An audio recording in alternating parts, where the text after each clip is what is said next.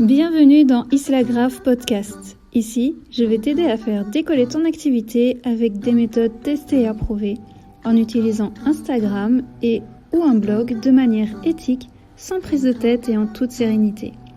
Prépare un bon morceau de chocolat et mets-toi à l'aise pour ce petit moment ensemble.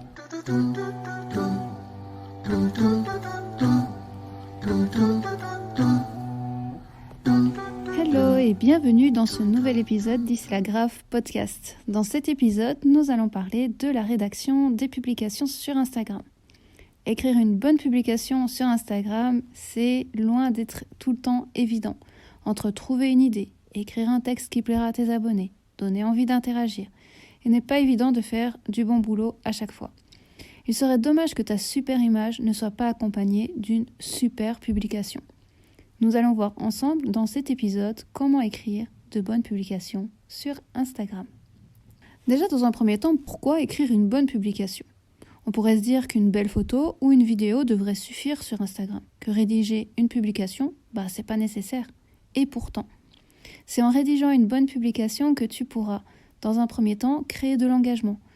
Elle va t'aider à encourager les j'aime, les commentaires, les partages en story, etc. Et ce type d'engagement va te permettre de gagner en visibilité sur Instagram. C'est l'engagement qui est le roi pour l'algorithme. Plus une personne va interagir avec toi et plus tu seras visible sur son feed. Ça t'aidera également à créer une relation forte avec ta communauté. Ça permettra à tes abonnés de mieux te connaître lorsque tu utiliseras notamment le storytelling. Ça va t'aider également à montrer ton expertise dans ta thématique. Ça pourra également t'aider à gagner du trafic sur ton blog. Et en utilisant des mots-clés, tu vas aider Instagram à comprendre le contenu de ton compte et ça va l'aider à te recommander aux bonnes personnes qui seront vraiment intéressées par ce que tu fais. Écrire d'excellentes publications, c'est une des meilleures stratégies pour augmenter ta communauté de manière qualitative en créant par la même occasion une relation de confiance avec celle-ci. Donc créer du beau contenu, oui, mais sans oublier la qualité de publication. Passons maintenant au comment. Voici la recette d'une bonne publication Instagram. La base, c'est que tu dois être en accord avec ta thématique. Tu ajoutes ensuite une grosse cuillère de toi, de ta personnalité, de qui tu es et une grosse pincée d'appel à l'action pour donner envie de passer à l'étape suivante, que ce soit commenter, partager, envoyer un message privé ou cliquer sur le lien en bio. La première chose à faire, ça va être de rédiger une première phrase qui va donner envie. Tu l'as sans doute constaté, lorsque tu défiles sur ton feed, en dessous de l'image, tu ne verras pas tout le texte de la publication. Tu verras uniquement une toute petite partie de celle-ci. C'est les 125 premiers caractères. Et il faudra cliquer sur Suite pour lire le reste de la super publication. Il faut donc que cette première phrase accroche vraiment ton abonné et lui donne envie de découvrir la suite. Tu peux utiliser cette première phrase pour piquer la curiosité ou pour partager directement une offre exceptionnelle. Tu dois vraiment capter l'attention de ton abonné et lui donner envie de lire ce qui va suivre. Ton image sera bien sûr la première chose qui va l'attirer. Et ensuite, ce sera autour de cette première phrase qui lui donnera envie de s'arrêter plus longuement et d'interagir. Tu peux considérer cette première ligne comme un titre d'article ou de newsletter qui doit accrocher directement et faire qu'on a juste envie de découvrir la suite. Ensuite, ta publication doit avoir de la valeur. Il ne s'agit pas d'écrire pour dire d'écrire.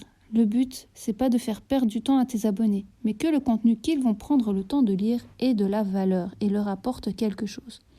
Ça peut être un contenu qui va inspirer, apprendre quelque chose de nouveau, motiver, partager un événement important, présenter une nouveauté, répondre à une question, conseiller sur une problématique, des ressources, des bons plans, etc.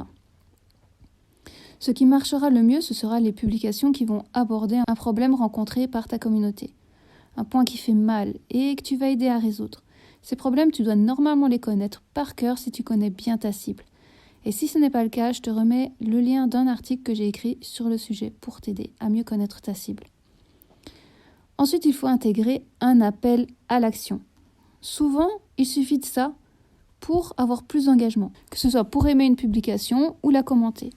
Mais l'action que tu vas demander peut aller au-delà d'Instagram. Tu peux utiliser tes publications pour amener vers ton site, pour s'inscrire à ta liste email et pour acheter tes produits ou des produits en affiliation. Voyons dans un premier temps comment utiliser un appel à l'action pour avoir plus d'engagement.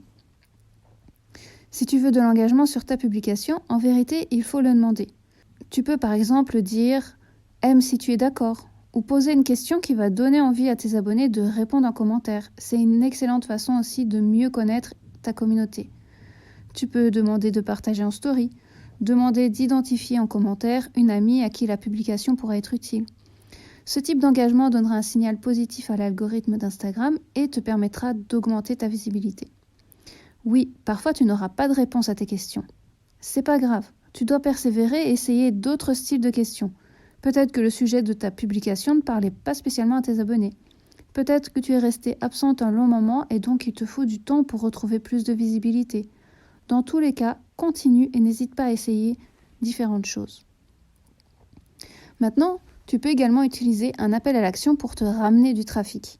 Pour cela, il te suffit tout simplement d'indiquer dans ta publication « Découvre l'article ou le produit dans le lien en bio ». Alors oui, c'est sûr que ça demandera à ce qu'on aille sur ton profil pour cliquer sur ce fameux lien. Mais la plupart des utilisateurs Instagram ont l'habitude de devoir aller dans la bio pour cliquer sur le lien, donc il n'y a pas de souci par rapport à ça. Je sais que ça fait des étapes, mais comme je te l'ai dit, les utilisateurs Instagram, ils ont généralement l'habitude et s'ils veulent découvrir vraiment un article de blog ou un produit ou peu importe, ils vont aller dans ta bio pour cliquer sur le lien. N'oublie pas, c'est important de donner à tes abonnés quelque chose à faire après avoir lu ta publication. Un autre point important, c'est que ta publication doit être agréable à lire. Il m'est déjà arrivé plusieurs fois de voir une publication qui m'intéresse, de cliquer pour voir tout le texte et juste je laisse tomber car c'est un gros pavé, un gros tas de texte, ça fait juste mal aux yeux. Il n'y a aucun paragraphe, aucun emoji, rien. Fais attention à ça et laisse respirer ton texte. Tu peux également y insérer des emojis, ça va rendre ta publication encore plus attractive. C'est une petite chose pas si difficile à faire et qui peut faire une grande différence. Ensuite, tes publications doivent être en rapport avec ta thématique. Rappelle-toi pourquoi tes abonnés te suivent. C'est pour avoir tes conseils, tes astuces selon ton expérience sur un certain sujet. Il est donc important que tes publications soient en accord avec ce que ta bio promet pour ton compte.